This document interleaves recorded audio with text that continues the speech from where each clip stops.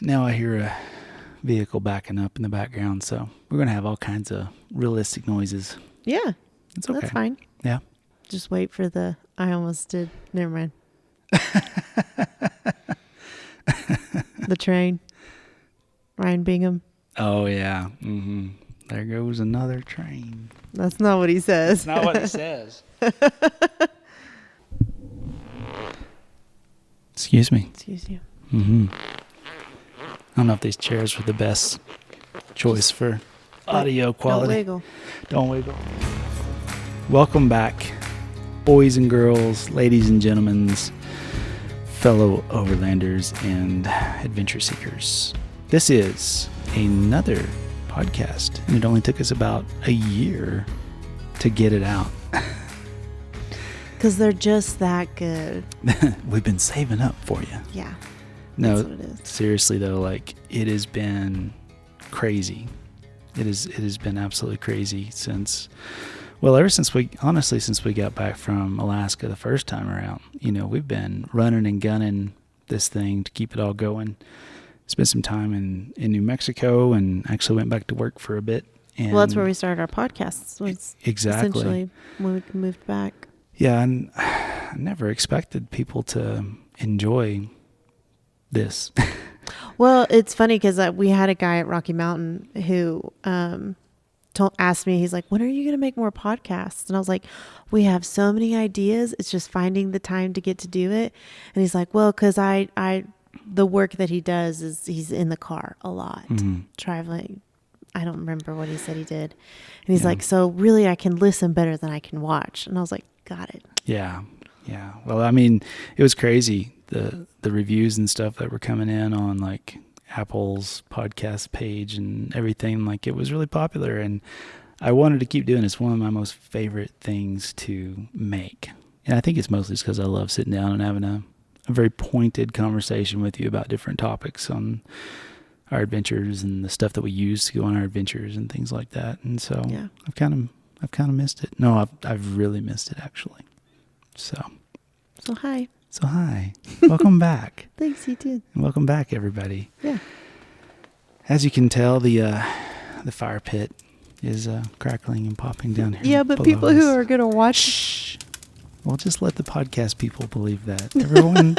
Everybody up here on the cameras, just go with it. Okay. I was actually going to bring the fire pit in Here's here. the problem with filming this, though, because I just felt it for a second there. What if I need to yawn? Because listen, it's 9:30. Oh, I know. Well, what am I going to do if I need to yawn? It's okay. I can edit. I have magical tools available, and I'll just cut away from you. Okay. You see this camera over here? What I'll do is I'll just zoom in on you. Zoom in on me, or then let zoom me in have on my you. yawn, and then because we shoot stuff in 4K now. You know, we actually have a good computer and a good internet, and we can do all that. Okay. More magic in our pockets. So I can still yawn. You can yawn. I was actually really concerned because I felt it coming, and I was like, don't do it. Don't do it. People are watching you too. No, we're not performing. We're just hanging out. Okay. And like I said, I'm sorry that we haven't put out more of these. It's just a matter of, we had to take a hard look at how much time we were spending on doing different things and what priority was. And, we've been going over 3 years now, and it takes an incredible amount of time to do all this between traveling and filming and editing and maintenance and mods and just life too. And in the middle of that, you have to live life as well. And I mean, I know you guys understand that, but but it feels awesome to be back and to be doing this. No promises on when the next one's going to come out. We just we'll just do it when we have time. If you're listening on the podcast, you might hear just a little bit of echo, and that is, I'll set the scene for you. We are actually in our shop, and we've got the GX over here behind this camera, and we've got the Beast, which is yet to be revealed, over here to my right, and then behind us is the Turtleback trailer, which the auction just went live tonight. Yeah. We posted our walkthrough video and had a great premiere with everybody, and turned the button on the auction live, and in the course of about an hour and a half, we hit a reserve price. So it's going to sell. We've hit it. We hit it. Yeah. All right. So somebody, I know, somebody's going to be going on with one incredible machine. So really excited for that. Yeah. So yeah, let's just give everybody a little bit of a catch up on what we've done since New Mexico. If you guys remember, we had just to kind of reel back the clock a little bit. We had moved to New Mexico, and I went back to work while still doing all the YouTube stuff. And in the meantime, what did you do? I went to cosmetology school. Yeah. And to get my cosmetology certificate and to finish up and at least get my associate's degree. Mm-hmm. So we put Caroline in school, and I went and did that, and then the world blew up. Yeah, that's right. When everything got sideways. Life happened. And I mean, it was a crazy time for our family. I still do not know how we did everything that we were doing and not go insane. I mean, it was. Yeah, I look back and I'm like, not that I was necessarily busier, but I was definitely like on more. Mm-hmm. Yeah. I don't know how I did that. Well, you were going to school from what, 7 until 7? 8 to 7. 8 to 7. Yep. I was getting up at 4 in the morning and going into work, and so I could get off in time to pick up Caroline from school, Mm-hmm. bringing her home, feeding her dinner, and then jumping on the computer and editing videos. And then every Friday night we would sit down and record one of these podcasts. Yeah, or go camping. Or go camping. And yeah. we'd stay up till midnight recording the podcast, and then I would stay up until 2 or 3 in the morning editing. Yep. And get a little bit of sleep in, and then repeat the cycle after all that. So it was quite the adventure. And luckily it was only for a little while. You had to do Right. that, at least that schedule, from August to November. yeah, But then you were done and Yeah. just at home doing LSO. yeah. Of course, y'all know that was spawned by the subject we no longer speak of. Go watch season 2 if you need to know why we were there. Oh, And that situation is hopefully going to be ironed out sooner than later. So it's been over 2.5 years of us fighting through this with the lawsuit. So we're hoping that that's going to all wrap up yeah. amicably, Yeah. and everybody can walk away happy. Right. And so basically, after I went to work long enough to, get enough money to pay the lawyer, we started looking around at other things that we could do. You finished up school, and So with COVID stuff, I couldn't completely finish school. So I was supposed to have been done July of 2020, Mhm. right? But I ended up having to go back because I had to complete a specific amount of hands-on hours. that's right. So I had to go there from August to October. So you were then homeschooling Caroline because she didn't want to go back to school, Mm-hmm. and doing LSO Yep. while I had to go back to school and finish that up. Yep. That's right. But then after that, finished, came home, Mm-hmm. took over homeschooling. We did loads of traveling. Yeah, lots of travels, lots of New Mexico stuff. Yeah. And then, And then Christmas hit and we were like, we done New Mexico. You've been great. well, the big thing that got us was, you did your Death Valley trip with the ladies, Mm-hmm. and I did the Mojave road trip with Caleb and his 2 daughters and my good friend Keith. And we met up after that and went through southern Utah. Don't And even remember why we decided to hit that. But, I do. Okay. Because we were on our way to Denver for Thanksgiving. That's right. We were passing through, and we had, 7 days to just buzz through. Mm-hmm. So we told about southern Utah, and let me tell you guys, we've seen a lot of cool places, a lot of amazing places. Utah got me. Well, and remember, I had my first girls trip that June, Mm-hmm. right? And so I got to see like down by Hanksville and what is that? That's not Capitol Reef, is it? I think it was Yeah. the southern part of Capitol Yeah, Reef. yeah. in And I was Goblin like, Valley. Kevin, it's beautiful. The red rock and all this. Yeah. So I had my little flavor then, but then coming back through in November, we were just we were in Grand Staircase. Mm-hmm. We were just all blown that. away. I mean, Yeah. we were in 2 separate rigs at the time because we had 2 separate trips leading up to it. And we were just on the radio like, Oh my gosh, did you see that? Yeah, did you we see that? go Look over there. Slow down. go around a curve, go over a hill, go down in a canyon. I mean, it was just nonstop beauty and Yeah. diversity and crazy rock formations with like the hoodoos and the wild erosions that you get and all the different minerals and stuff embedded in the sides of the mountains. And just, it was a wonderland. And we were like, okay, we're going to have to figure out how to get up here and really dig in. And so, the big thing though is we needed a place to work on the rig because if you guys remember, like we were in that double wide. And I do appreciate our friends who rented it to us. I really, really do. It saved our bacon. But yeah, it did. y'all, there were rats living in the ductwork. I mean, there was bugs. Well, that's beside the point. The point was that we needed a garage. Well, And I'm just setting I'm explaining that it was not a good living situation. And so we began looking for some place to have a place to work on the rigs because we had a lot of things to get done on the GX that have been hanging out for a while. And so we started searching for a place with a large enough garage to house, all the ideas that we had coming up, plus, with the Beast build and things like that. And search for 4 months. Every day I was on Zillow. yeah, we were looking in Colorado, Arizona, and Utah. Yeah. And even Tennessee, like we hadn't ruled that out.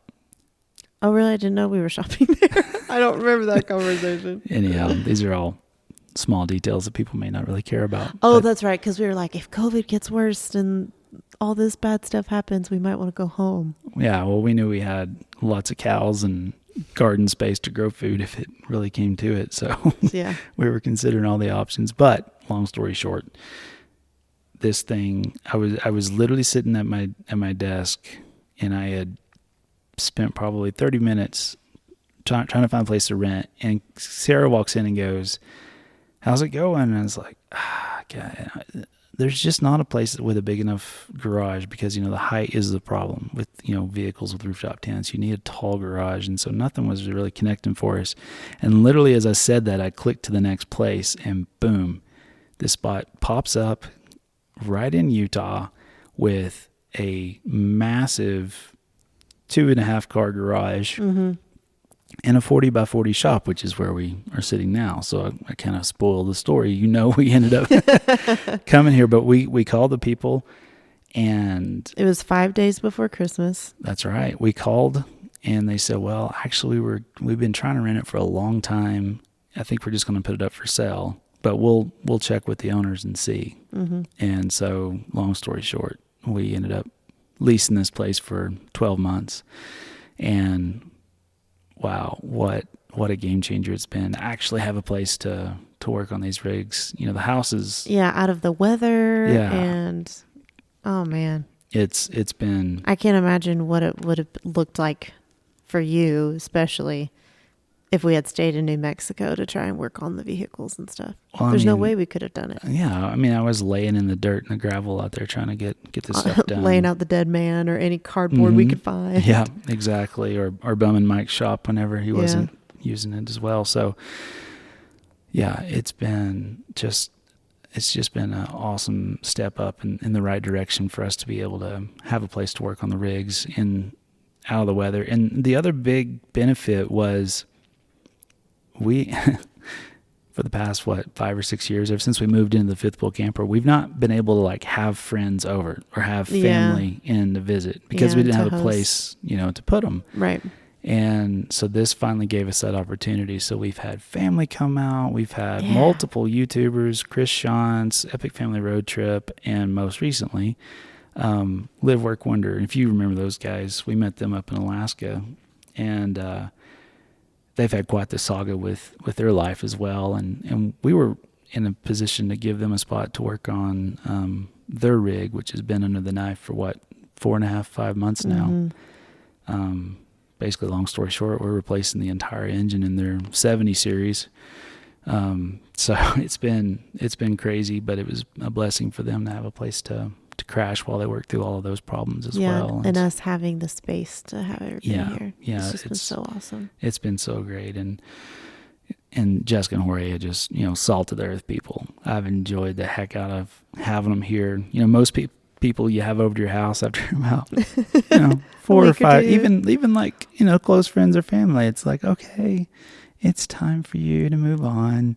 But wow, we've just gotten along so great. I mean, Jorge and I, we have a blast. We bounce ideas off of each other. He's just a very, very talented person when it comes to videography and sound design and lighting and storytelling. And absolutely. So, we've really fed off of each other in that regard. So it's been, this place has been an incredible blessing for us and other people who've come along. So I'm not sure what happens after this, but right now we're in a sprint to get as much mechanical work done as possible before the end of the year when our lease runs out. So we'll figure it out as we get a little closer. As we like to do. Yeah. Well, we're good at winging it. For sure. For sure. Yeah. I've gotten way more comfortable with that now. Absolutely. Sometimes it's almost more stressful to try and plan everything because when it doesn't work out, then you get so sideways. Yeah. So, but in more important news, today, Caroline learned how to ride her bike without training wheels. I know. It was magical. And I know a lot of you guys are probably like, wait, how old is she? And she's not been, well, remember, we've been traveling, and so she's not had the opportunity to have a concrete surface. Yeah, at least a smooth concrete surface for sure. Right. To actually, get a feel for it. And when she was 4, she had one really decent bike wreck and that shook her for a couple years. So it really wasn't, I feel like she was more like 6.5. And she tried riding a bike again, was like, no, I like scooters better. So we just catered to that. We knew eventually she'd come around to it. But the scooter was great because it really taught her to be confident with her balance on something really small. But also homegirl would go pretty fast on that thing. Oh, yeah. She was learning to jump with it. And she's got some skills. Yeah. So I took her out yesterday because I've been so busy working in the shop and stuff. I haven't gotten to spend as much time with her as what I'd wanted to. And so I took her out to lunch and I was just sitting there looking at her and I go, you know what? Let's go to Walmart and get you a bike. And she just lit up like, what? Really? That's cute. So we literally just walked into Walmart and obviously it's okay. Sizes, right? You got to get a small enough one that has training wheels on it. So we found kind of that range, which is a little bit too small for our long-legged 8-year-old. And she's huge. She had the option of the frilly girly bike or the subtle dark colors and blue wheels and all this stuff. Yeah. And she went for that style. I was pretty proud of her. So brought her home. She rode it one day. The next morning. Yeah, this morning. I get up and she's like, Dad, I want you to take the training wheels off. And I said, all right. That's probably a good thing because you don't want to get used to them, right? And so I just explained to her, hey, it's just like a scooter, but you're a little bit higher up and you're pedaling instead of pushing off the ground. And I mean, within 20 feet, she had it. Yeah. She had it. It is so cool to watch that face light up of, there's a whole new skill. Yeah. So that was really cool. Yeah. She's super proud of herself too. Yeah. She was out here every chance she had. Mom, can I have 10 minutes for a break? Sure. You're right. So really, really fun stuff. In other news, the GX is 90% done now. We spent the past 4 or 5 days getting all the electrical finished up on it. So we've got the Red Vision system installed, a ridiculous amount of Light Force lights. She's ready to rock and roll now. So I'm really excited to get back out in the GX. And then in the meantime, been pecking away at the Beast over here. We've got Expo West coming up, and we have 2 surprises. So 1, we're going to reveal the Beast at Expo West, and number 2, there's going to be something that goes with the Beast. And that's all I can say for right now, but really, really stinking excited to be adding that to our adventures. Yeah, for sure. Finally, after 8 years. After 8 years. Oh, the Beast? Yeah. Adding the Beast to our adventures. Okay.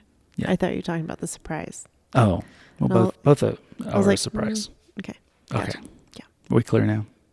Clear. Crystal. All right, ladies and gentlemen, let's get to what we came here to do, and that is to answer our Q&A questions from the Patreon platform, and if we get to it, some from Instagram and Facebook as well. So without further ado, let's dive right in. Question number 1 is from Kevin Rigo. Trying to camp in solitude, how often, especially lately, do you come upon a site that is also occupied, or have travelers come upon a site you're at and need to establish respected boundaries, we'll say? Do you often have plan A, B, C in terms of camp spots? Well, we did have this happen In Alaska. and I recorded it, and I was going to share it, but like the whole segment just threw a negative vibe on the video, and so I X'd it. I even cut it out of the extended patron version, I think. And the answer to that is we're all gonna be seeing more and more of this happen as everybody's getting outside with, little to no other options at this point. And so it is going to be difficult to find that balance. But rule of thumb is you want to be out of eyesight and earshot of another camper. Yeah.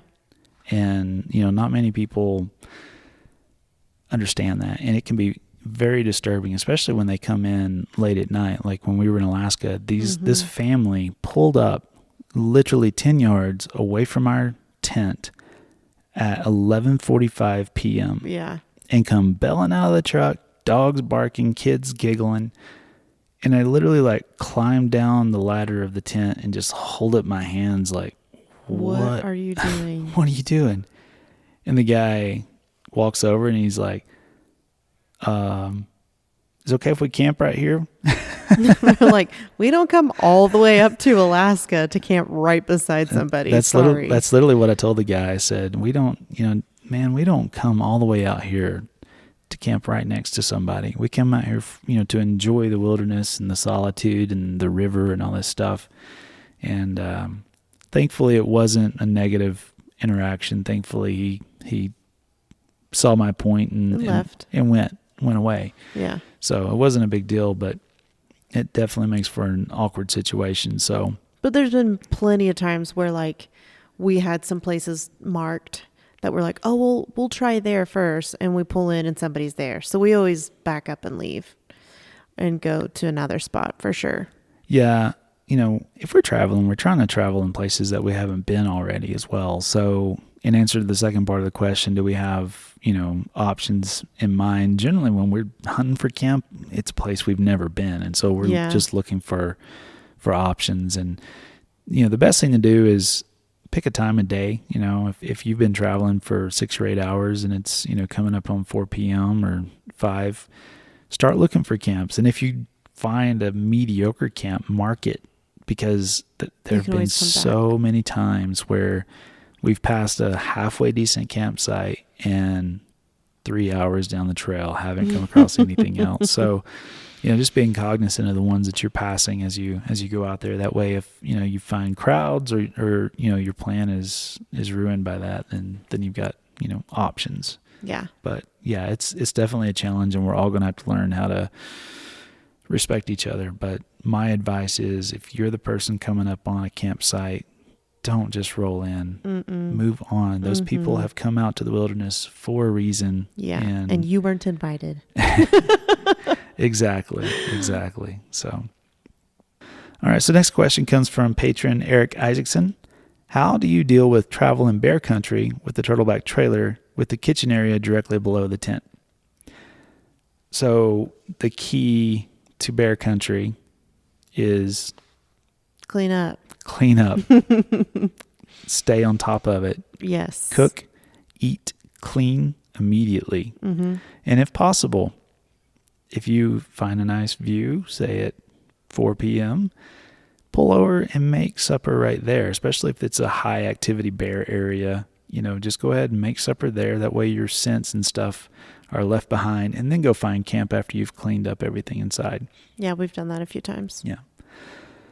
Now, personally, we've never had an encounter with bears. No. Now, one could argue that we've just never crossed paths, or you could argue that our methods work. So I'm going to say our methods work. Exactly. So the other big thing that we always recommend is don't go and camp in those crowded areas that people frequent on a regular basis. The bears, and leave trash in the fire pit. Well, the bears in that area become acclimated, and they associate humans with food. And that's when you start getting those dangerous interactions, is with bears that, they see humans and they think food. So get away from everything. Go find the bears that actually are afraid of you. Yeah. So, and don't forget to put your trash inside the car at night as well.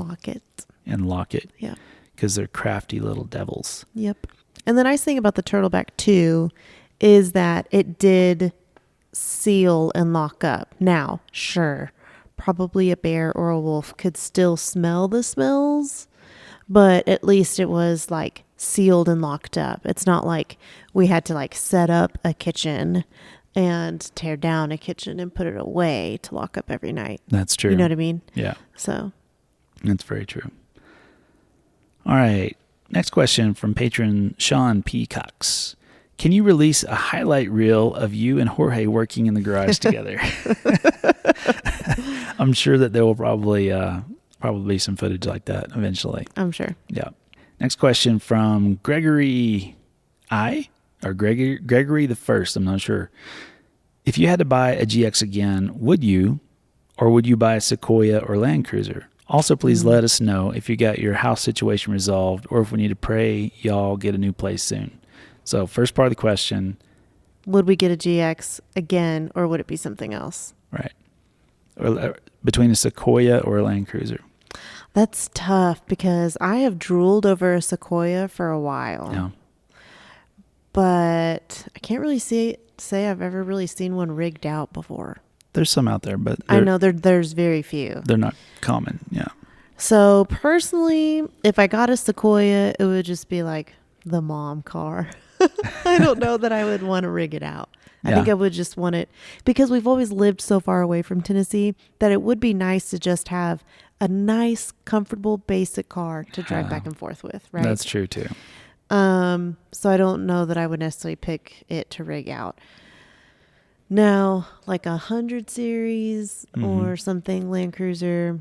Or a 200. 200, yeah. We have definitely drooled over those. Yeah. When we were in Alaska, we were actually there a couple days after we finished filming, and Craig and Brooke acquisitioned a 200 series Land Cruiser from their neighbors for us to drive. So that was a little nerve-wracking, but it was delicious, though. Oh my gosh. Yeah, I could see us in a 100 or 200 series in the future. Yeah. But if you're looking for a middle ground of comfort but capability, the 460 is primo. Yeah, I don't think that this is in the question list, but it was asked so many times at Mountain West Expo that I think I'll kind of cover it right here quickly. A lot of folks, I would say probably at least a dozen, said, all right, 4Runner or GX. Yeah. And I was like, that's not even fair. And I told him, I said, it's a toss up. I mean, flip a coin when it comes to a comparison between footprint and comfort and capability. I mean, they're on the same chassis.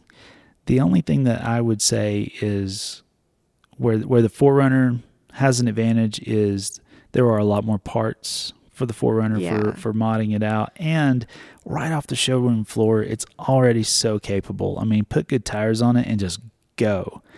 The GX is a different situation because you got a lot of low-hanging, body panels and stuff and styling. Yeah, that's where the trade-off is. But if you have, the patience at the time, or you're willing to just, start cutting plastic bits away until you can start, putting sliders and bumpers and stuff on, the V8 in this GX is just a pleasure to drive. And ever since we put the Flowmaster on it, it's just it perfected the attitude. It did. It's so sick. It's definitely no longer like soccer mom car. No. But what's funny is like I felt like people were asking me silver or Aspen, not just platform wise, which do you like better? Right. I was like, that's not fair. Oh, that's true. As they sit right now, I don't know. Cause like I have like super like emotional attachment to silver. Right. So like when I took her on my last girls trip, it was like, I felt like I was like back with my BFF again. Right. And was like, all right, girl, let's go on a trip together. You know, like, Yeah. I don't know. It's just totally different than like going in Aspen. Right. But I know we'll get there. We're essentially there. Oh, I know. So yeah, in answer to your question, Gregory, we'd love to try out all different types of platforms. Absolutely. So yeah, we're game for any of those. You know, if we had to pick today, you know, one rig on one platform, probably go 100 series. Me too. That's what I was about to say. Yeah. Yep. I think that's where I would go. Me too. A little bit of room for the long haul and V8. So yeah, I think that's the route that I would go. Plus I got some ideas for a 100 series that I'm sure you do. Nobody's really done yet. And then second part of the question was house situation. Well, we're just waiting to find out at this point. So anytime you lease or rent, it's like, okay, we'll see what happens. So, all right. Next question from patron Landy Andy 4x4 over in the UK. What time do you start looking for camp? And do you have a backup plan if your first planned camp is occupied? Thanks. Keep up the good work. So similar question. Well, we've had to come up with the rule because there have been too many times where we have gone hours past supper time. Yeah. Looking for the best spot. So it's kind of turned into by 5, we start looking. Mm-hmm. If we don't find anything we love by 6, we get 30 minutes. Yeah. Yeah. You have to do that. Otherwise, everyone's hangry, and then we're just hangry and tired. And then nobody enjoys the camping spot. That's true. That's true. So, yes, usually by 5. If we don't find anything by 6, then we have 30 minutes and we just got to pick something. That's it. Yep. Next question from Alpaca Adventures patron. Any chance of a teardrop style trailer in the far future, maybe one made by Turtleback or another company, making its way to the channel, even if for a short demo period? Demo period, sure. So you guys, a lot of you saw us use the teardrop up in Alaska, and conceptually, I liked it. I really liked it. Functionality, it needed some improvements to like really get on our radar as a long-term option. Usage, yeah. So yes, for cold weather, for bear country, for windy weather, I think a teardrop would be awesome. It would be really, really cool. But you do lose a sense of the experience and being connected to nature by not being in a tent. So there's a little bit of a trade-off there. There's not as much ventilation to be had. And then length was an issue for me. I'm 6'3", and there's a lot of teardrop trailers out there, but not many of them that have a full-length bed. And the other side of it is it's got to sleep all 3 of us. Yeah, I mean that's a full-size mattress for most of those. Yeah, and it was just too narrow. Yeah, I mean it wasn't pleasurable. So if we do go to one, it's going to have to be something with a little bit more creative sleeping space in order to make it comfortable. Yeah, or Caroline will just have to be way older and comfortable enough to sleep on a rooftop tent on top of it, Yeah. So yeah. So in answer to your question, yeah, I mean we're not ruling out anything. We actually saw a pretty sweet one. Yeah, at Mountain West. Yeah, we enjoyed looking at. We really did. I think that's Expedition Trailer. It's the same guy who owns and runs Art Tech. Yeah. And I first saw Art Tech when I saw these skid plates at Expo East 3 years ago, and I was like, dang, that's creative. Like nobody's been doing skid plates like that.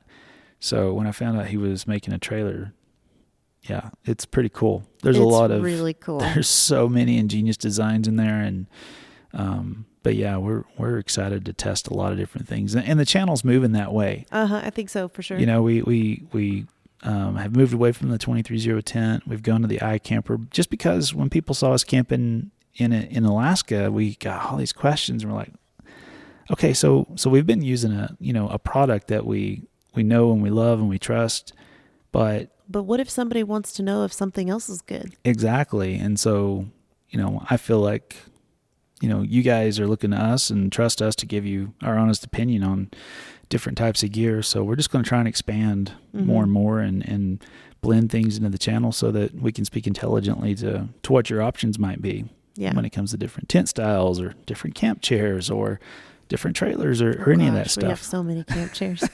And I think we have 8. Well, I'm looking forward to doing a video comparison on that. So, yeah. So next question is from Andrew Gregg, our patron. Do you have plans for any other big routes similar to the ERT or High Country series? Always.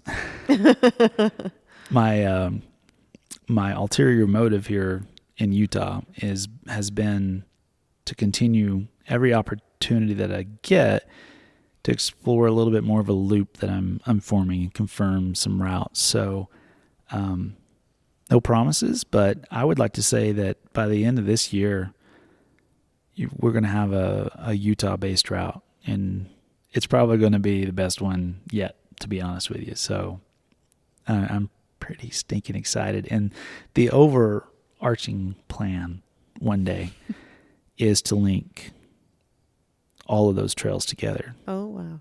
So if you wanted to do a 6-month tour, you'll have that opportunity. So always looking for expanding these trails to give, especially folks back on the East Coast, an option when they come out this way. For sure.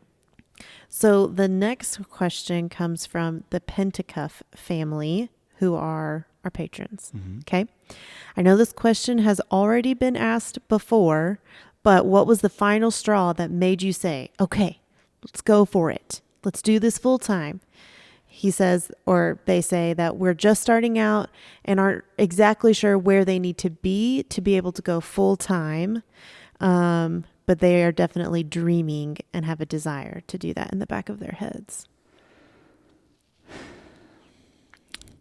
I think we kind of covered this in one of our podcast about intentionalism, or minimalism, however you want to define it. But in a nutshell, it was just tired of kind of the rat race, somewhat of a self-created rat race at times. Just looking around at your family and realizing that you haven't spent the time that you intended to, and just coming to that harsh realization that, life is short. So take advantage of an opportunity to go and do something you'll always remember forever. And so when we were wrapping up our job at Turtleback as ops manager, we had obviously been living in a fifth wheel camper for 4 years at that point? No, just almost 3. So 3 years. Yeah. So obviously, our expenses were low and we were able to save up. And then when we sold the fifth wheel camper and the truck, that gave us enough, operating capital for 6 or 8 months. And we said, you know what? Let's go. Let's do this. Let's film this. And, we'll make a transition. And if the YouTube thing pops, and great. That's awesome. If not, then that would be a great, it was a great vacation, and we have skill sets and, places where we could go straight back to work. So it wasn't really jumping off the deep end. We had what you might call a security blanket. So, it's, everybody has different comfort levels, but if you have a skill set, then you can come back to work if things don't work out. So yeah. And I think that's what really helped us feel way comfortable about doing that, is that we were like, okay, if worst comes to worst, you can go back to being an electrician. We'll move back to Tennessee and we'll just regroup with loads of great memories. That's it. And we also knew that by selling the camper and the truck, we knew we wouldn't have to touch like our savings and stuff to go and do this.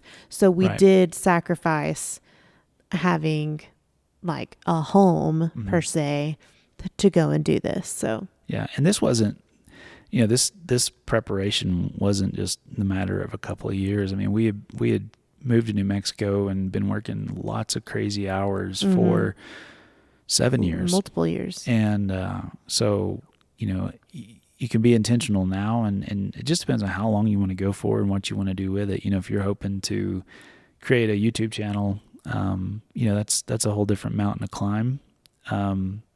But if you're just looking to develop a skill set that you can take on the road, which, obviously a lot of people are doing now, start taking those steps now and make a 1 year, 3 year, 5 year plan to get you to that point.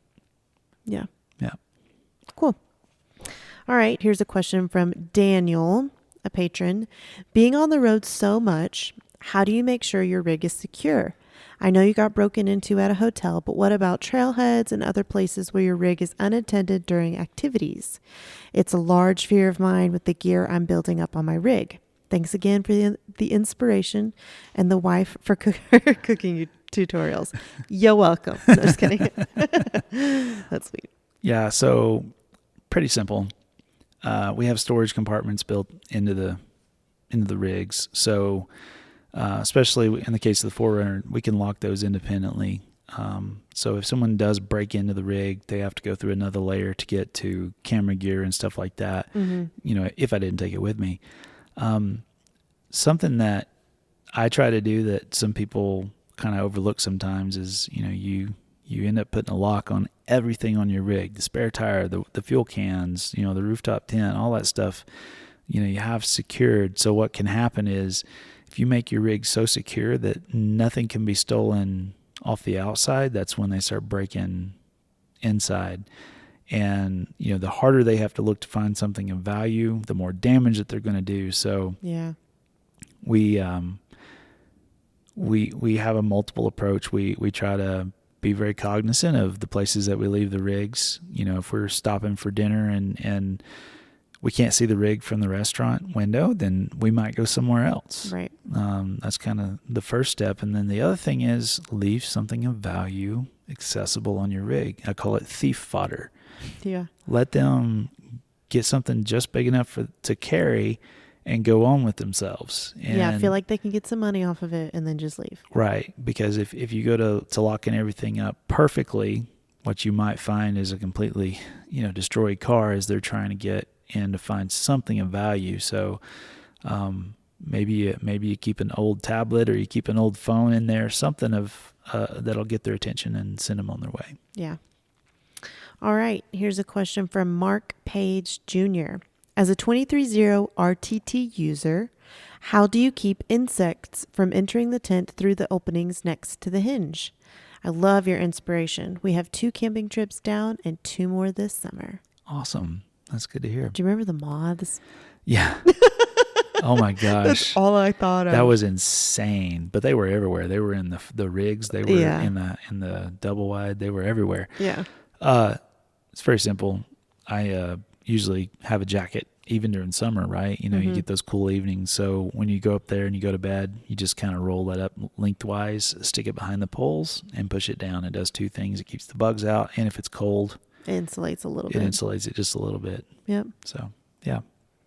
That's what we've always done. And we've not had a heck of a lot of bugs come through there, but depending on where you are and what's going on, I mean, you might be in the middle of a moth infestation. Well, and I feel like more often than not, having a little kid climbing up and down the ladder, going in the tent and out, it's usually coming through the giant hole. True. The doorway. Yeah. So. Yeah, that's been known to happen. All right. Here's a question from Jason Smith. We use a 23-0 walkabout 87-inch on our trailer and really getting sick of the hassles of the cover. Is this inconvenience worthy of switching to something such as an iCamper? Well, the answer to that question is directly proportional to how recently I've had to fight a bad zipper. Yes. We went, how many years? So many years. And zippers, come and they go, just depending on how much use they get and how grungy they get. And we had a lot of good luck with, especially the Sydney tent that we had. We had 180, almost 200 nights in that tent. As a matter of fact, it's back at the family farm. It's just sitting there right now. It's still in hopefully good shape. The thing is, with each different style of tent, just as with each different style of rig, you have pros and cons. Yeah, you have trade-offs. So the beauty of this style tent, the 230 tent, is when you open it, you immediately have space to stand under the tent. So if it's raining or if it's just the sun's blasting down, you've got a little bit of shelter instantly. And with the overhang, when it's raining cats and dogs or snowing, you have a place to climb in and out and a relatively dry place to store your shoes or whatever outside of the tent.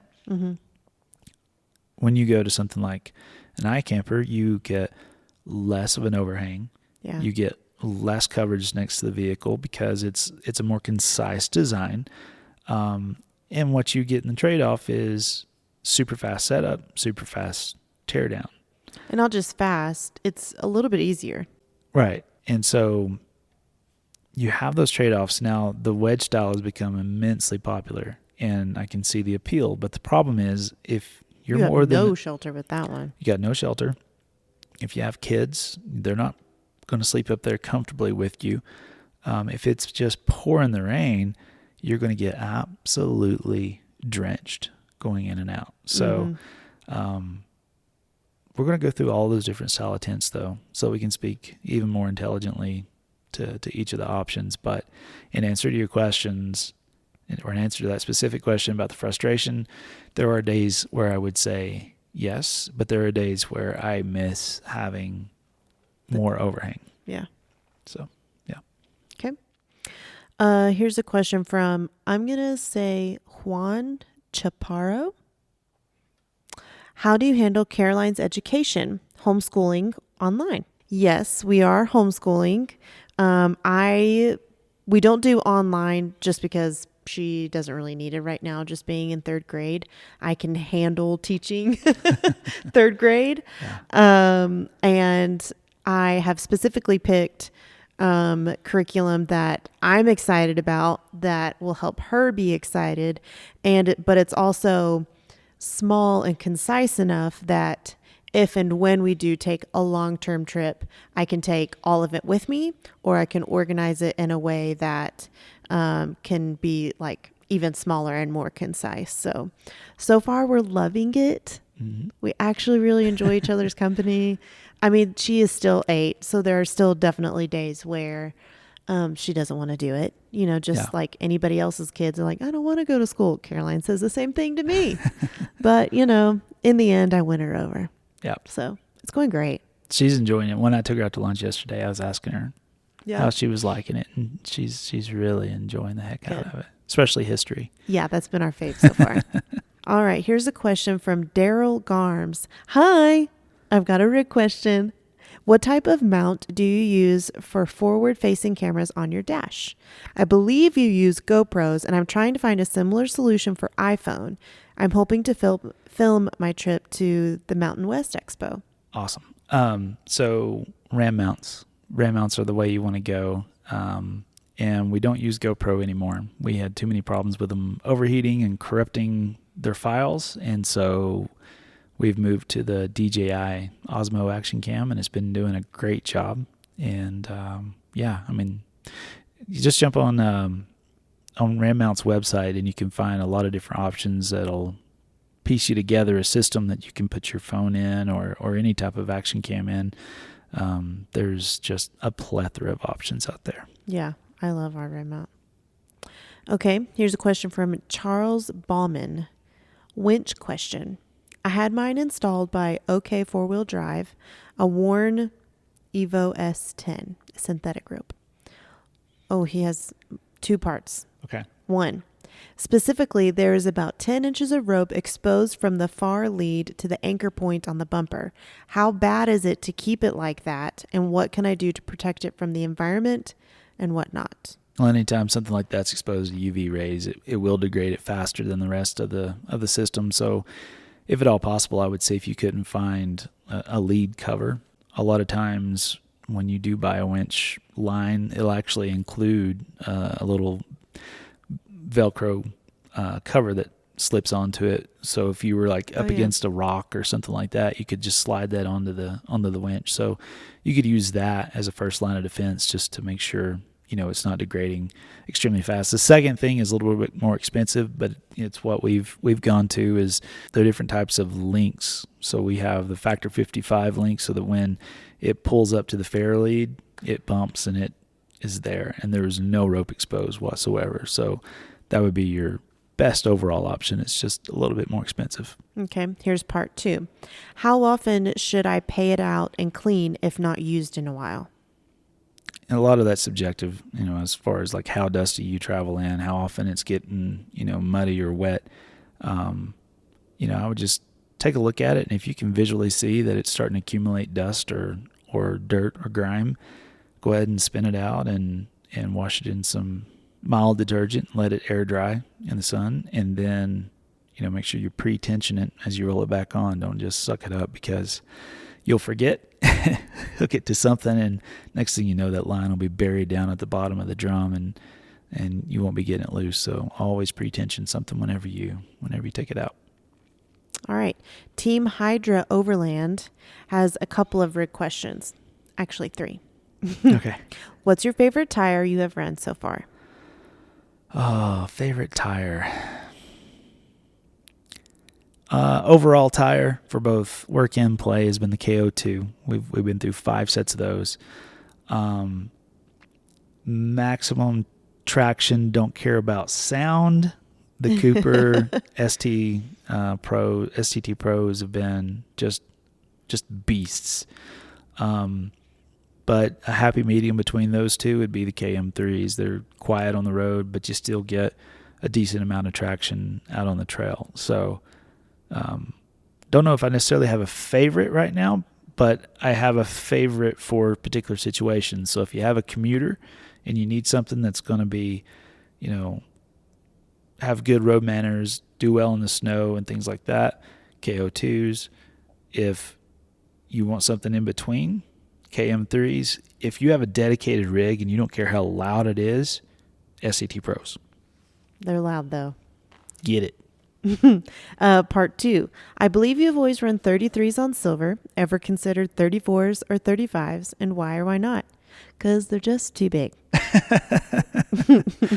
Yeah, I've had a lot of people suggest to me I need to go to 35s, and the tire that I have does everything that I need, and we're not pursuing crazy trails, so I enjoy a little bit of a challenge, with the 33s. So I would much rather have a tire that moves freely within my wheel well space at all different positions and turning positions, and not rub, than to have just these gargantuan tires underneath the rig that look cool. Don't get me wrong on that. They feel the wheel well out.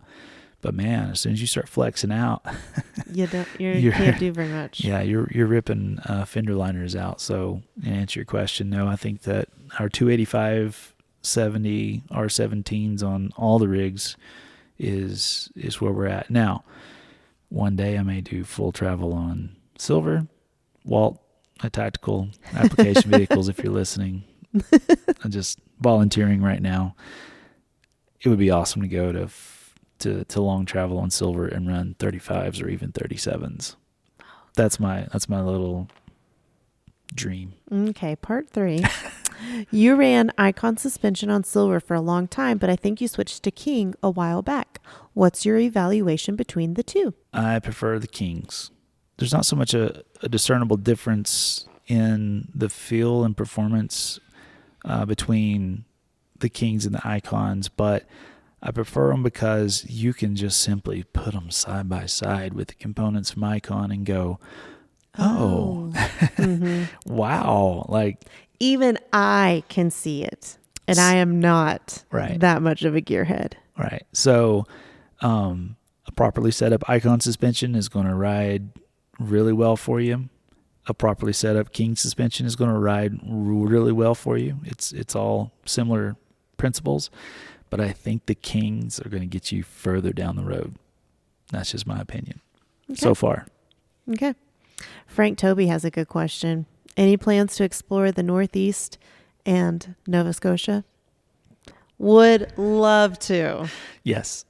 I kind of have this like fantasy of doing like a lighthouse tour kind of thing. That's not necessarily off-road, but I don't know. Yeah.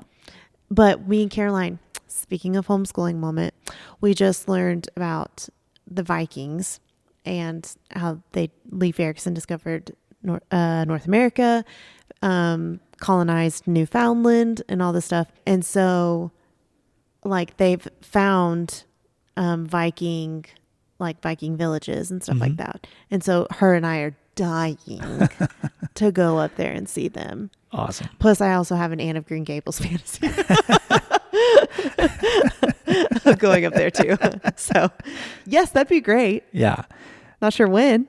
Right. Yeah. So, yeah, whenever the border opens back up and travel's not so questionable, yeah, Katie bar the door. We've got so many places that we want to go, but we have often yearned to go to the East Coast, and I envision it would be cool to go from like Key West all the way as far north as you can drive on the eastern seaboard up to Labrador, and yeah, just see all of that incredible land, and then I know this continues, and then drive west through Canada as far north as you can stay, and then go all the way over. All right. Yeah, so that sounds good too. Yeah, so that's my plan. So come on, let's get this all. Let's get going. Okay. Paul Burton has a couple of easy ones. Thanks, Paul. Do you have any more podcasts planned? Loved the last ones. Look at what we're doing, Paul. Yes. Just for you. Yeah.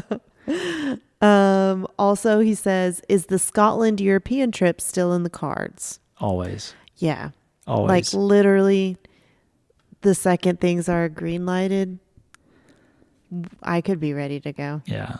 I stay in touch with our patron, Tim Lunn over there, and he was the one who was going to give us a tour. His wife's, Marge, is actually from Scotland, and so they actually got to go camping this weekend. I saw that. The first time in like 2 years. I know, and he got his troopy back from the paint shop too. I know, it looked great. It looks I was like, freaking awesome. Yeah.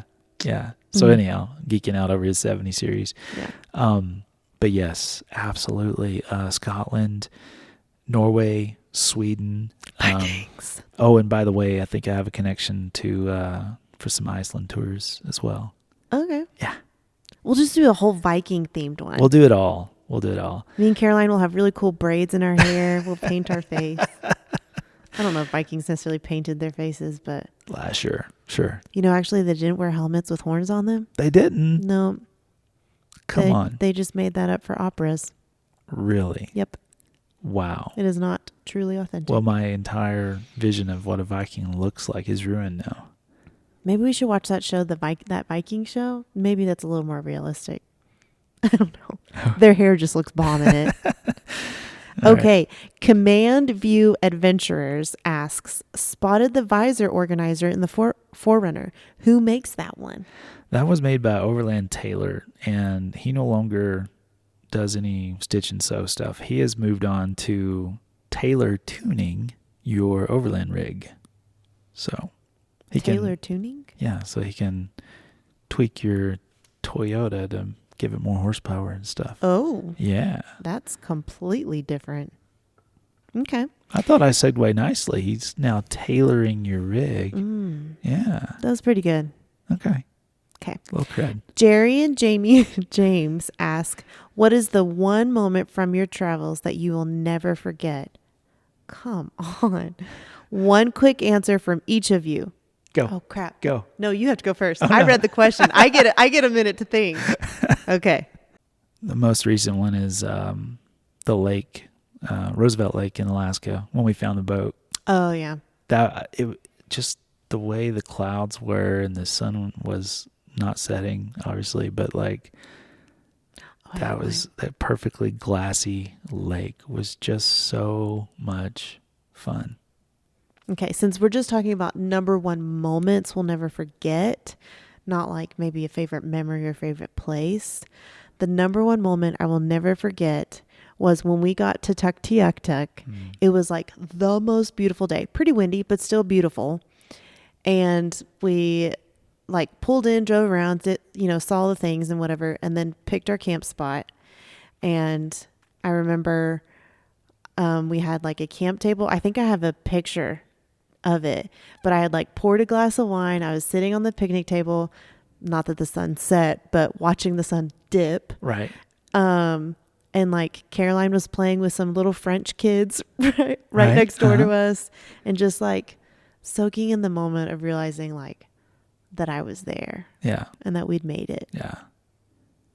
I remember that. And we had the guy came in from the village, and he was selling soapstone that he carved, and he had a little Inukshuk. Yep. And we bought that and sat there and looked at it while we drank wine and watched the Arctic Ocean. Yeah. Yeah. So crazy. Yeah. Okay. Thank you for making us nostalgic. Yeah. Gotta go back to Alaska. Jerry and Jamie. That was in Alaska, though. And we gotta go north, I should say. Okay. RVA Galaxy has 2 questions, but they're kind of loaded questions. Okay. How do you handle toiletries? We're 4 people on 3-week journey and have a ridiculous amount of soap, face wash, body wash, shampoo, etc. It's gotten out of hand, if you ask me. Obviously, this is a man writing this question. This is not a woman. Because if we're going on a trip that's more than 3 days, I take my whole skincare routine.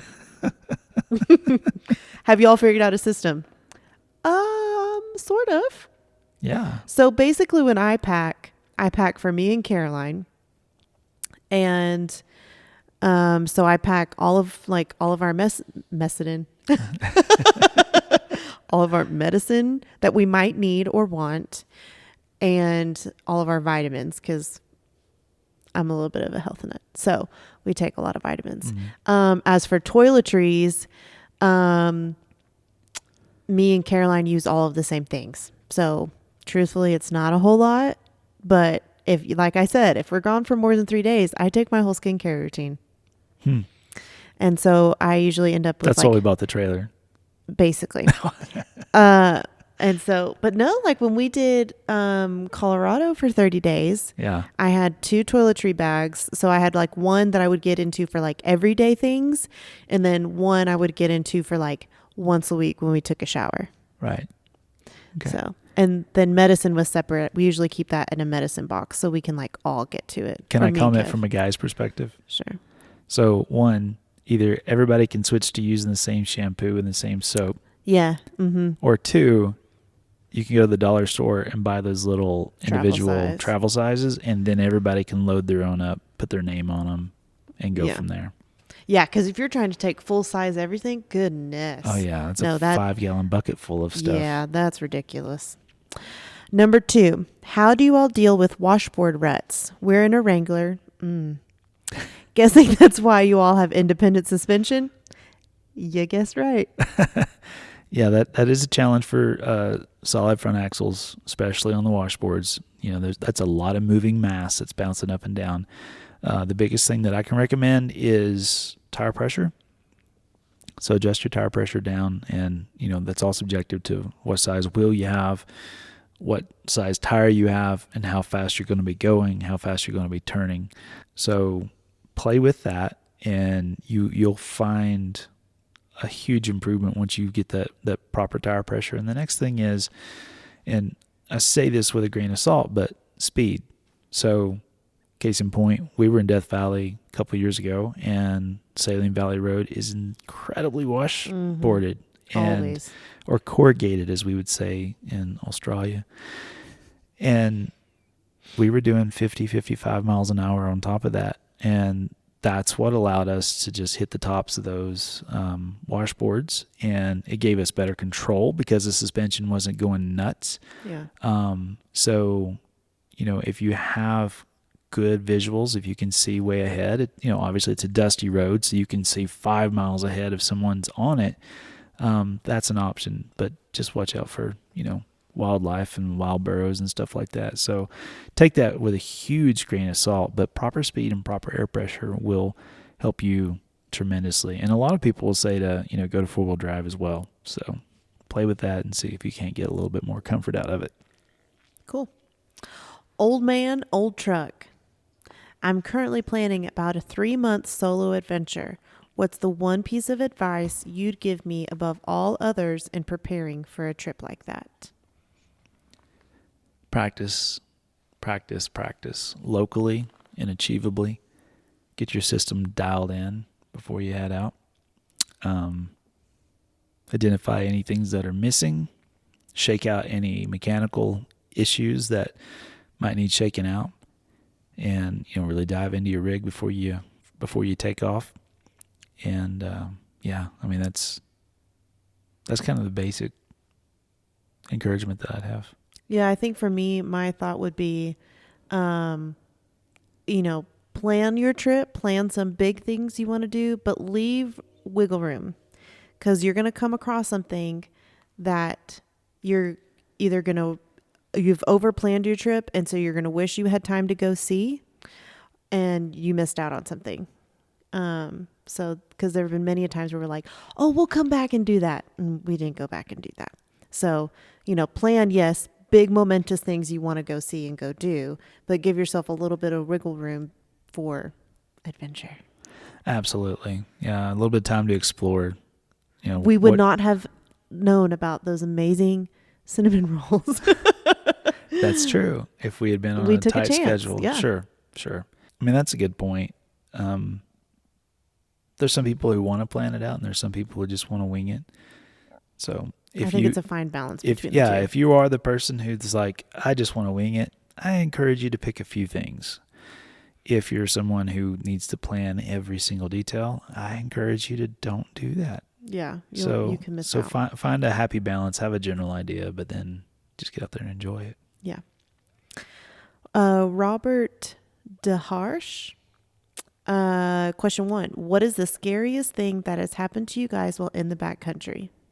The only thing I can think of is when you just pull into those camp spots and the vibe is just weird. Yeah. Just leave. Go find a new one. Yeah. It's a surreal experience. One of them that I can think of in particular, and this actually ties back into an earlier question about a memory that we'll never forget. We were at Adigan Pass, and that's on the Dalton Highway, and it was mid-August, and it snowed. And Caroline and I got out of the tent just to stretch our legs and went down to the stream. And you don't see this on the videos just because of the way YouTube is about this kind of stuff, but I left my shotgun at camp because it was only about 100 yards away. But as you walk down to the creek, you walk down into the bushes. The next thing you know, you're surrounded by 7-8 foot tall bushes, and immediately your visual distance goes away.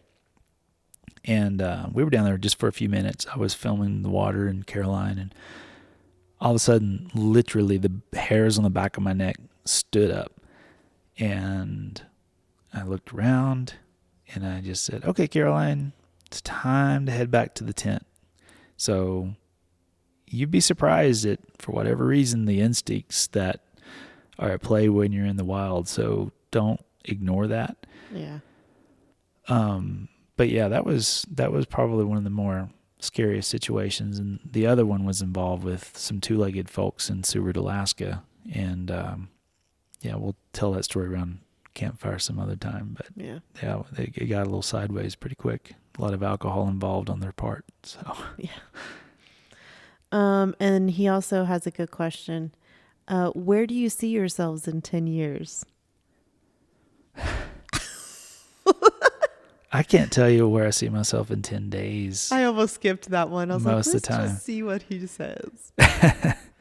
10 years. Okay, so like I still want to be involved in the overland industry, and it might not be making videos, or it might be helping produce videos. I don't know, but I would love to do more rigs. I would love to build rigs. I would love to. I have a vision. I have a dream for like the best overland rig ever. Like literally, like the hands down best overland rig. Unfortunately, we've got to see firsthand what was supposed to be a top of the line overland rig from Germany in the case of Jessica and Jorge, and it was just devastating to watch them go through that. And I would love to build rigs with integrity and quality from top to bottom, inside and out. So yeah, that's in 10 years, I would like to see myself building 10 to 20 just redonkulous world traveling rigs built to the nines, but still not gargantuan, not overweight. Yeah. Achievable. Perfect for a family of 3 to 4 people. Mm-hmm. The only thing I could think of to see myself doing in 10 years would be more solo trips, more trips with my girlfriends. Also specifically more just trips with Caroline. Because in 10 years, she going to be a big girl. I know. So she's going to be driving her own rig in 10 years. I know. So I don't know what I'll be doing. Yeah. Maybe the 4Runner will be long travel by then. Hear that, Walt? All right. Brooke Wade has multiple questions, but I'm going to kind of pick and choose a couple. How does Caroline stay entertained during your long trips? iPad, audiobooks, and a backpack full of activities. So coloring books, books for her to read. She loves joke books. Would you rather? Would you rather? Yeah. And then just chit-chatting with us. Mm-hmm. So she gets bored, and we tell her, that's okay. Find something to do. And she sings. She makes up songs. Oh, yeah. All the time. And then here's a good question. How far in distance and or time do you try to plan per day between campsites? Try to do no more than 8 hours. Yeah, I was going to say, usually max is 6. And that's only because we've been doing it for a long time. I know 8 hours just is insane for some families. Yeah. So I think a good balance is 5 or 6 hours. I think that gives you time to get up and have a good breakfast, stop for lunch along the way, and get to camp just as sunset's hitting. Mm-hmm. David Beasley asks, as a former teacher, I'm curious about the challenges and rewards of providing an on-the-road education for Caroline. It's not really that challenging. She's super friendly. So she, if we have an opportunity to be social with other people, we try and make time for that. And I'm only educating one. I mean, I think if it was more than that, that might prove to be a little bit more challenging. But as of right now, it's been way more rewarding than challenging and allows us to be able to travel when we want to because we can make up the work and we can do the work on the road. Yep. Matthew and Jennifer Bennett, he has a question. When aired down, how far would you drive on the highway if you were having to transfer from dirt to highway back to dirt? So the big thing is ambient temperature and your tire pressure. So, and the weight of your rig. So friction creates heat. Heat destroys tires. So it's all subjective to what you're going to be driving on. So if it's 100 degrees outside, I might not go more than 1 or 2 miles. If it's 40 degrees outside and I'm only going to go 40 miles an hour, if it's a back road and people can pass you or whatever, then I might go 8 or 10 miles. But at the end of the day, it's up to you. What you don't want to do is create damage on the interior of the tire and not know about it until it's too late. So err on the side of caution. No pun intended. Okay. Joyce Parnell asks, what brand or type of bags work best for you when packing your clothes? When we were full-time, we used plastic totes, and that was great. Really, really great. I could not imagine having to live out of the vehicle and doing like suitcases or duffel bags. Yeah. Because there were too many times where the ground was wet and I just needed to pull it out and set it on the ground. Yeah. So that was worth it. But now we do packing cubes and duffel bags. Yeah. And it works just fine. Oh, this is more of a Sarah question. Hi, Joyce. What thermal underwear or long johns has works best for you? Um, whatever I find and use. I get asked a lot, how do I stay warm? Well, you need to start, I guess I writing down really the need to start brands. thinking about it, but Especially this winter, because I'm planning on doing a lot of cold weather camping with you. okay. So we'll figure it out. But It's the lighter layers that you like, though, because as it warms up during the day. yeah, for sure. I've just gotten to where I've actually done just like leggings underneath of clothes rather than doing long johns, because then I can just wear my leggings with a long shirt or something tied around my waist, Right. as opposed to like a thermal long john type of pant. Yeah, for me, so long as I just have something underneath. So Yeah. and wool, you can't go wrong with wool. Yeah. So Well, if anybody's asking about my underwear. yeah, I was about to say he has a set long john underwear set. I don't. I have a pair of Under Armour long johns, long handles, as we call them in Tennessee. And I have had those things for 12 years, and they're still going strong, and I still wear them. So maybe take a look at the Under Armour stuff. It has been phenomenal. It has lasted forever for me. Yeah. I probably ought to consider that for me and Caroline. Otherwise, yeah, I've mostly just turned to leggings because, one, they're the most comfortable for me. Well, So, and it allows you to transition yeah, in as transition. well. Yeah. Tony Henry, are your routes doable in an all-wheel drive vehicle like the Toyota RAV4? Absolutely. I would say 95% of the trails that we drive are doable in that type of vehicle. It's the question becomes, can you pass all the way through?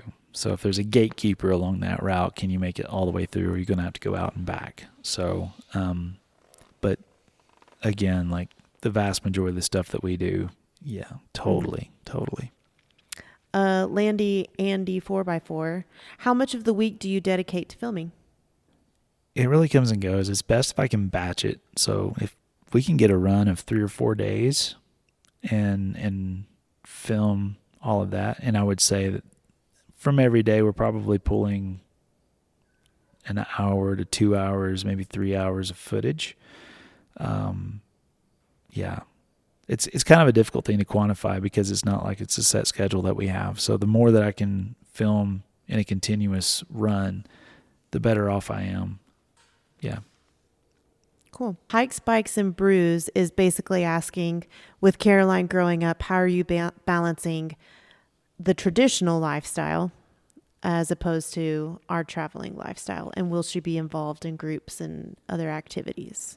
Yeah, I mean that's always been a question, that we've received from a lot of different folks, and it's the way I think of it is, it's interesting that we get used to normal life, and that's what everybody does. Mm-hmm. And isn't she missing out? But you flip it around and you go, well, what about all those other kids that are missing out on what we're giving her, on what she's getting? So again, we go back to there's trade-offs, right, to everything that we do. But and we ask every season, or at least I do, hey, do you want to do dance? No, I'm already really good at dancing, is her reply. I'm like, okay, would you want to try something else? She's like, nope, I'm good. I'm like, okay. So I think honestly, until like she says, yes, I want to try something, I think then we would accommodate. But up until this point, she's got so many different hobbies, and Yeah. we go on so many different incredible adventures that are both educational and social. I mean, we're not always alone, and the thing that we have found through this evolution is that this girl's never met another stranger. yeah, So every kid that's out there is her friend. So that's an incredible advantage that she has. So again, there's a trade-off to all of that kind of stuff. But yeah, we're pretty confident that the adventure she's having is more than making up for it. here's a good question. Okay. Dusty923. We were just planning a rental Overland Anchorage trip for next summer, back when you announced yours. Any advice that you've learned for what to do when arriving and driving with a borrowed rig? Yeah, so we actually kept a list of things that we thought of that would be beneficial to folks on the next go around. So we're going to make another video, like a follow up to the series, and I don't know, maybe we'll just turn it into a podcast too and talk about all those different things. But I don't know, real quick, what was something that you thought of that would be handy for someone to be aware of? We were fortunate enough that we were just going to a 4Runner. And so we know all of the blind spots of a 4Runner. We know how to handle a 4Runner. How to pack a 4Runner. Yeah, and how to pack a 4Runner. So if you are renting a rig that is not traditional to your vehicle, like say you rent a truck with a 4-wheel camper on the back, sit in the parking lot and practice backing up, using your mirrors, figuring out your size and capacity so that you're not accidentally taken off guard when you get on the trail. That's a good point. That would be my thought. That's a good point. And the other thing is be careful about overpacking, because especially with these rigs that already have camping gear in them, you might get there and realize that you brought too many suitcases and having to work through that. So travel light, travel small, and you'll have a lot more space for extra food and things like that. Mm-hmm. RVA Galaxy says, where do you dispose of trash once off BLM National Forests? Gas stations. Yeah, we've started doing like grocery sacks. Yeah. Rather than like a garbage bag. So it just looks like, oh, we just cleaned out the car and dumping it in the trash can. We had somebody yell at us over in Silverton one day because we'd picked up a lot of trash on the trail, and like we had a garbage bag full of stuff, just as we do, and went to walk over to put it in the trash can, and this lady starts yelling at us, and I'm like, what? Like, you have this trash can here for us to use? And she's like, yeah, but that's just for smaller bags. And I'm like, I don't know, you're trying to do something good. And so, yeah, I highly recommend, and you'll see comments every now and then when we go to the grocery store and like we're coming out with grocery bags, and everybody's like, why are you using grocery bags? You're killing the earth. Well, there's a strategy behind it. It's so that we can go and pick up trash at different campsites and have small little bags. And usually while I'm filling up, I'll just, are they looking? Throw one in, walk around the rig, clean the window, drop another one in. So yeah, it's just a more manageable way. That way you don't look like you're just dumping household trash. Yeah. Ralph Hunger wants to know, he always sees us sitting by rivers or lakes. Do we like to fish? Absolutely love to fish, but don't do it enough. But gonna do it more. And there's more to the secret thing that we talked before, the surprise that's coming to Expo West. Yeah, more to follow. Oh, here's a good one. Trendy Mommy wants to know, I would love to see your packing arrangements. We have a 9-year-old daughter, and packing always seems like a challenge. Any good systems, and how many items do kids get with their own bags versus packing in one bag? So like I said before, I always pack my clothes with Caroline's clothes unless it's a really long trip. But even for Alaska, I kept us in one. But then otherwise, like what she doesn't pack, she doesn't get entertained with. So she's old enough to know what she's going to need or not. Sometimes I do still help, but we do keep it very minimal. Yeah. For XOA, since you won't answer this question, how much bacon do you eat a year? So hashtag never give up on bacon. Oh my gosh. So literally I was setting up all this gear for the podcast, and I was looking for another set of headphones, and I knew I'd seen them in the 4Runner. And so I went out there and I was digging through the main storage box, and literally, Sarah, I opened it up and there was a 3/4 piece of bacon in the storage. And I thought about eating it. No, I'm just kidding. Mm-hmm. So I thought just that was poignant timing. Yeah. But I don't know. What do we go through? A package a week? Yeah. Well, and we're definitely cutting back more now. So. Yeah. Yeah. We're switching to new diets. Really Yep. trying to focus on the health lately. JL Mick 27. Have you guys made any headway on bringing some drawer systems to the market? I actually had a talk with Keith about that yesterday, and we're still entertaining that idea right now. And it's just going to kind of come down to Keith, because obviously I don't have time to pursue that. But we do have a really cool concept that's going to be crazy affordable for the DIY kind of guy. So more to come on that. Just stay tuned. But yeah, like I said, it's kind of up to Keith at this point. Oh, here's a good one. Ghost the Glad, I think that's how he says it. What is your favorite part about overlanding? Really, I want us to answer this question. And what do you always seem to forget to pack? We forget toilet paper a lot. And pillows. And pillows. But I feel like we forget toilet paper a lot. I don't know why. Yeah. I don't know why. Luckily, we tend to remember. We always have like just enough yeah. to get by to like right. either go buy more. Exactly. Yeah. Let's see. Canyonero Adventures. Any plans to return to Costa Rica? Yes.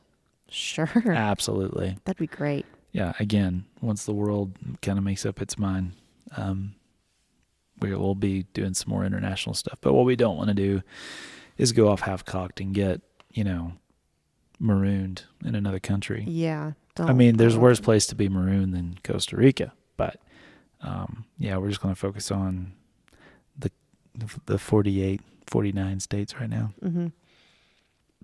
Here's a good question. Waves XX asks, do you read books on your travels and watch movies and series? If so, what are they? Tell them about what we listened to in Alaska going to bed. Yeah, so there's a book called Alaska, and I'll have to look it up again, but it's like 58 hours long. By Mitchum? I think so, yeah. He's got a lot of historical type books like that. But really, really, really good. Just story. It was a lot of storytelling, but there was a lot of information in the way that he blended it together that just made it really fascinating. Yeah. We definitely do Audible as opposed to like taking a book to read. Yeah. So on our northern trip, we listened to all of the Little House on the Prairies. Yeah. Or excuse me, the Laura Ingalls books. And then Caroline started getting into the Magic Treehouse books, so we had to listen to a lot of those with her. Mm-hmm. I'm a huge Harry Potter fan, so I enjoy listening to those over and over again. And also, Kevin and I both enjoy lots of podcasts. My favorite is The Office Ladies. Uh-huh. And I also enjoy, I don't know, I just kind of hop around. But Office Ladies is like my most consistent. They feel like my BFFs. Yeah. Yeah. I think they would be friends with me. Yeah. So my favorite audiobooks have been the Dresden Files. It's not really something you can listen with the whole family. Nope. But wow, like it's like Harry Potter all grown up with attitude. So, yeah, for sure. It's really well done, really well narrated. I don't know. I love a lot of historical stuff, and I love podcasts when I get time to listen to them. Like I like to drop in on a few select Joe Rogan podcasts, and I've been listening to a lot of different like scientist type stuff, just nerdy stuff lately too. Yeah, just gathering information. Yeah. Mm-hmm. Oh, here's a good one. Unknown Adventures Voodoo asks, how long do you plan on going as Lifestyle Overland? As many years as you can? Or would it come to a point where perhaps you would shift into another business or field? Obviously we got to keep your head on a swivel and, ideas flowing, and there's no immediate plans whatsoever, but my kind of dream, if I was to add something in or blend something in, would be kind of a self-sufficient homestead. That's always been kind of my dream as well. And it's just kind of an extension, we're overlanding is, vehicle supported travel. So it would be awesome to have a self-sustaining piece of land that kind of did its own its own style of survival. Here's another good question. Overland Sundance asks, do you plan trips just so you can tell the stories of the places you visit? Because you're a really good storyteller and you like digging into the history of where we've been. Yeah, more often than not, it's traveling through an area and then coming back and researching, where was I? What did I see? But sometimes especially as we've been here in Utah, we've done a little bit more forethought and looking into some of these things and being able to speak intelligently to them when we're actually physically there. But I do enjoy the surprise of cool things along the trail and then go back and research. Oh, and there's our cricket. I know. It's like it came inside. Ambiance just set in. So here's a question that I've seen multiple other people ask. Britt, me with your best shot. That's clever. What video editing tools do you use? Go. So I use DaVinci Resolve Studio. Where do you get all your music from? Musicbed.com, artlist.io, and epidemicsound.com. Okay. And my brother wrote a lot of our original music. Mm-hmm. And those are paid so that we don't have to worry about necessarily like Copyright strikes. Yeah, that's how we do it. Mm-hmm. Because we get that a lot. Why don't you make a playlist? Because. Well, we can make a playlist. We've actually got some fans that have made a couple different Lifestyle Overland playlists on Spotify. So if you go and search those up, you can find a lot of our favorite tunes in there. Doug Glenn, when do you think you'll have more of your camo hoodies in stock? I don't know. Let's ask the Overland Style manager. So we made a huge old order because we were basically out of everything. And we wanted to be ready for expos, but we also wanted to be ready for Black Friday and Christmas shopping. So I'm thinking we can have things back in the store in 3 weeks. 2 to 3 weeks is what my fingers are crossed for. Okay. Because I would love for people, once they start seeing everybody wearing the new stuff from Expo, they're going to want in on that. Yeah. Okay. So. Good deal. Mm-hmm. We're working on it. Okay, here's a good question from Brian Upchurch. I'm going to consolidate it, Brian, okay? What other forms of communications are you using while in a rental rig or just in your rig when cell phone reception is not the best? So you've heard 2 is 1, 1 is none. So you need 2 forms of communication, especially if you're going someplace like Alaska. We actually had our Garmin Mini die, dead, totally gone while we were in Alaska.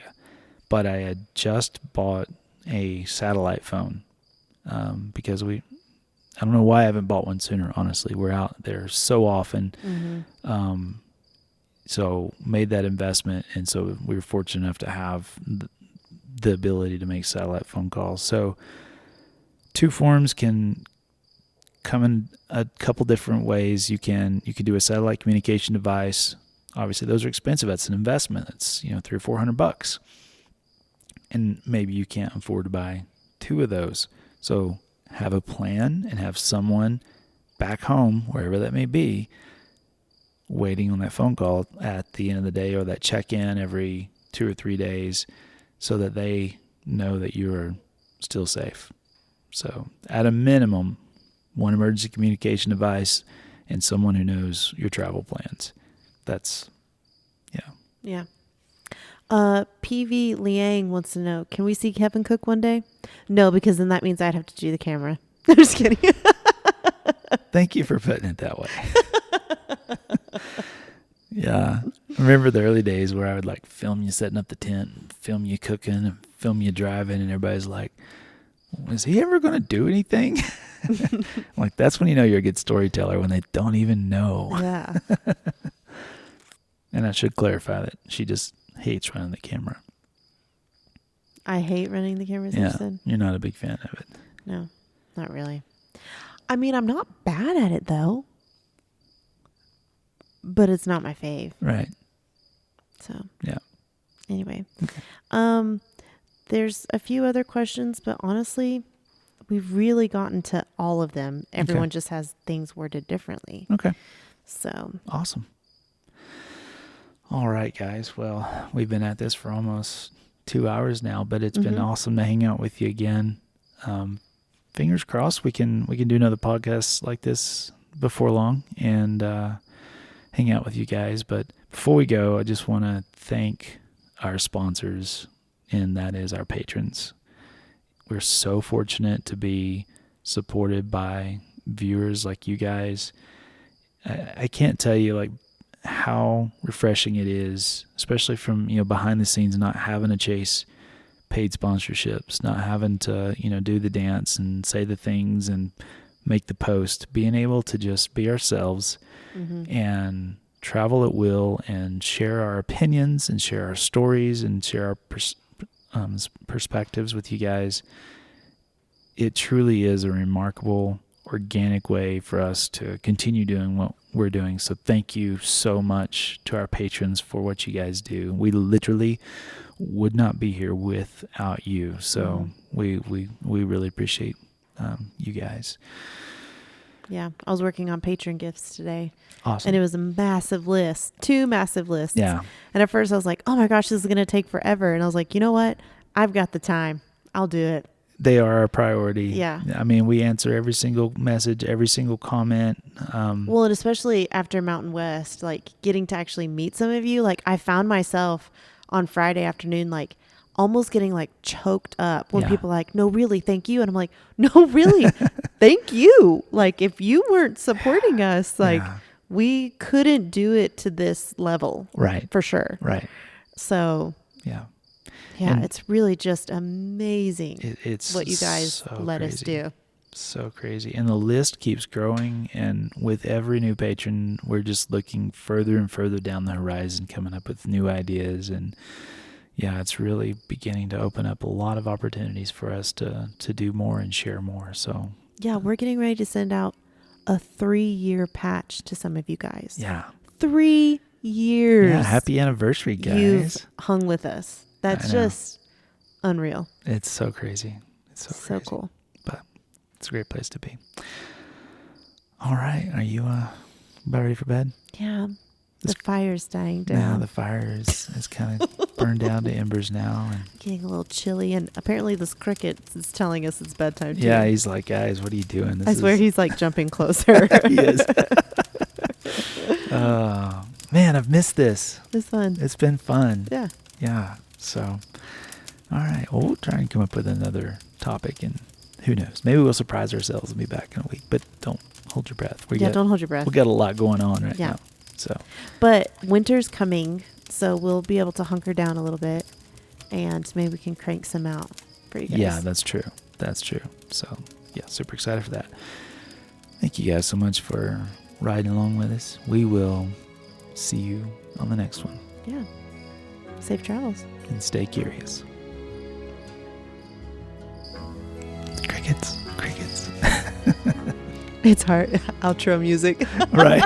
He's like, wrap it up. This ain't no award show.